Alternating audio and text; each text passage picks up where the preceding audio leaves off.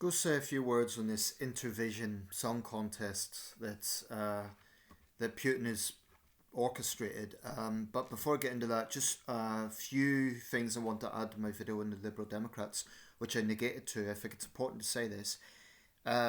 They made a big point of flying the Union Jack at the conference, and Davy has very rightly said we need to reclaim this from those who would use it for far right purposes. And that's not verbatim, but that's the implication. I think it was quite a clever move actually, because one of the narratives that the hard right has put out in this country in recent years is that the left want to ban the flag, that the left is unpatriotic, that the left is against all forms of patriotism. And whilst there is a component of the woke left who constantly run this country down and think that the flag itself is a racist symbol, many centre ground left wing people don't think that. Now, the Lib Dems, in all honesty, are a centre left party, but I think that was a very clever move by Davy in the sense that Farage can't criticise it. I mean, he can criticise the argument that about them having racist policies and all of that, but Farage cannot criticise the flag itself. I mean, they can't say the Dems shouldn't fly the flag because they pretend to be so patriotic. So if the flag is a good thing, all these right-wing patriots shouldn't really have a problem with the Liberal Democrats flying it. And the Prime Minister's also said it's important to reclaim the flag. My basic stance is the flag is our national flag, the UK flag and the England flag if you're in England. It's totally appropriate and normal in pubs, at sporting events, on government buildings, and I would even say in someone's private home it's up to them if they want to fly it. But I do draw a line at flying the flag at every single place. I mean, vandalising national monuments, for example, prehistoric, the White Horse in the south coast of England, I believe it was put there, putting it on landmarks. There was also a fairground somewhere in the south where someone had scrawled an England flag on it. Now that's just vandalism. It's not patriotism, it's vandalism. If you're genuinely a confident patriot, you shouldn't feel the need to fly the flag absolutely everywhere. It's not a racist symbol, but I just think that looks like insecurity.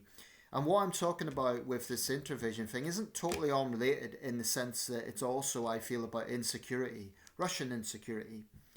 Now, it's long been said that the Eurovision shouldn't be political, but I think everyone knows there's politics at play. I mean, let's be really honest about it. Of course there is.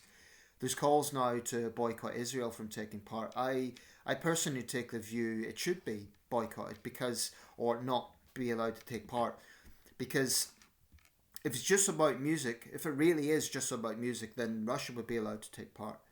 But stopping Russia taking part had a basis in the sense that it would be seen to be rewarding Russia at a time when it was involved in aggressive wars. And so what Israel's doing in Gaza has no moral sustainability. Really, it's a genocide. So I don't see why Israel should be allowed to partake in the Eurovision. It's also not a European country. Although by that argument then you could say why is Australia and why is the countries like Georgia, Armenia, Azerbaijan in there in the Caucasus. They're not in the European continent. So firstly, I want to break this into two kind of ways of looking at it. Firstly, on the Eurovision side, and then on the Intervision side. Steve Rosenberg, the BBC's correspondent in Moscow, has released a report on it, so I'll put a link to that. I used to enjoy the Eurovision. I used to think it was a bit of escapism, it's a bit of fun, and some of the songs were quite catchy. I still watch it, I'll be honest, I do. Every May, it's a bit of escapism.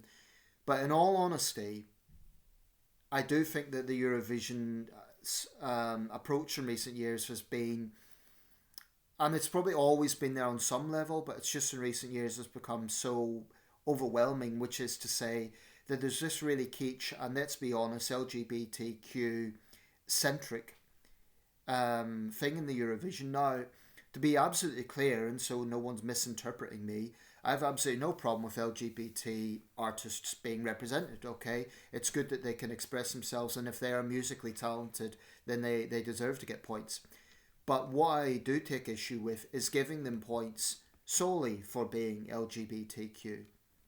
I mean, frankly, our last British entry was a mess. It was terrible. It was not musical talent. It was just a mess.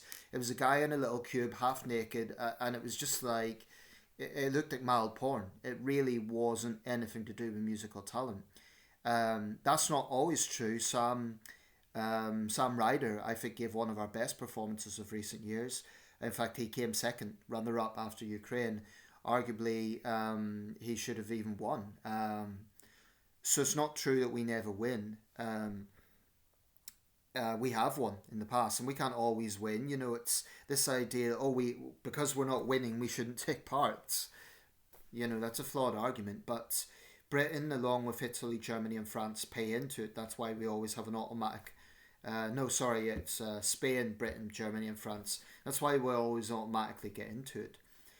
I like the principle of the Eurovision, this idea of countries, different countries hosting it each year and countries being represented. It is, as far as I know, at this point, still the world's biggest music contest. And for the most part, it is just escapism. But I do feel the whole LGBT centric thing is pushing an agenda that isn't really about music. Now, some very talented musicians have been LGBTQ. Look at Elton John. Look at there's numerous other examples, but I don't agree with we're going to give you points because you're the most camp drag queen. Come on, it should be about music, and it clearly isn't. Some of the winning contestants in recent years have been very dubious. Also, this voting system, this thing about dividing it between national juries and the public vote, there's question marks on that when there's a discrepancy involved. So the Eurovision is clearly flawed. From what I saw of this Intervision, the song segments looked quite, it was all focused on culture, and that's all very well. But it's so clearly obvious that Putin is using this to try and distract from his aggressive policies. And, it will attract all sorts of anti-West malcontents who want to say, oh, this is a song. I saw one obscene comment, really obscene, saying that this is attracting the democratic countries like China. And this wasn't a sarcastic comment. This was an anti-West comment. And it was just, it's actually kind of sickening. Now, if it's genuinely just about musical talent, that might be something. But it's simply an anti-West cultural thing. And the Russians should be honest about that. They should be absolutely honest about it. Just be honest. Say this is retaliation from being kicked out of Eurovision. So we've started this. It's retaliation. But trying to pretend that it's a genuine song contest.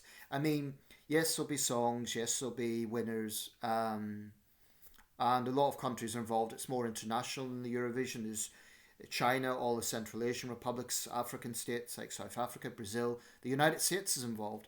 And there may well be some good musical talent there. I'm not disputing that. But what I am saying is it's so clearly part of Putin's agenda to distract from what's going on in Ukraine. This hasn't been set up as, oh, well, let's look at the culture ministry. Let's, push this as a legitimate song contest. It's solely being set up to do two fingers to the West. So the Russians should be honest about that.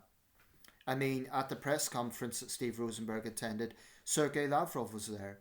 What's a foreign minister doing at a song contest presser?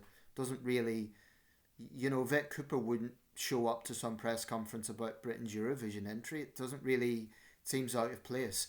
So, probably, I'll be absolutely honest, probably the standard of music is higher than the Eurovision. I'll be absolutely honest about that. But what I'm saying is there's clearly an agenda behind it. And the Russians should be honest about that. This is about retaliation against NATO and the West, and it's very petty in that sense. It's also a way of distracting from Putin's brutal crackdowns at home and his aggressive campaigns abroad. And of course there will be people who lap it up because they also have an anti-West worldview. That's... so how should the Eurovision respond? I think the Eurovision should be not serious. It always has to have a fun side, but there has to be just this idea of making it so LGBT centric, it's just like a big gay pride thing. That's not a music contest. And if you look at the early Eurovisions, they were about music. You could say they were a bit cheesy and a bit, but I do think something's changed in the Eurovision, and not in a good way. I mean, I still watch it, but honestly, the overall amount of talent is limited. Now, I don't mind silliness. I don't mind kitsch in but when it's every other song, you start to wonder: is this, where's the music really? I don't mind eccentricity. I don't mind silliness. That I think it's entertaining, and in a troubled world, that's a bit of escapism. But then when it's billed as a song contests, you have to have some more talented entries as well. And I think the Eurovision has been sorely missing genuine talent in recent years. A lot of it is monotonous or just, like I say, our last entry was a mess, an absolute mess. And I think if the wider British public had a say, they wouldn't have put him forward. I forget the guy's name. It's having a guy half naked in a cube, sort of looking like mild gay porn, is not really conducive to what a nation should be representing at a international level. It's I might trigger some people with that, and they might claim I've absolutely nothing against LGBT people being represented, but make it about music, not just about pushing a pride agenda. I mean, come on, it's meant to be a music contest. It's not a pride event, and it shouldn't be. So that might be a controversial thing to say, but it's honestly how I feel about it.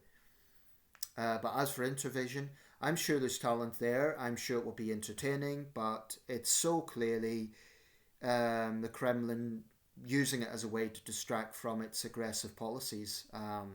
That's blatantly obvious.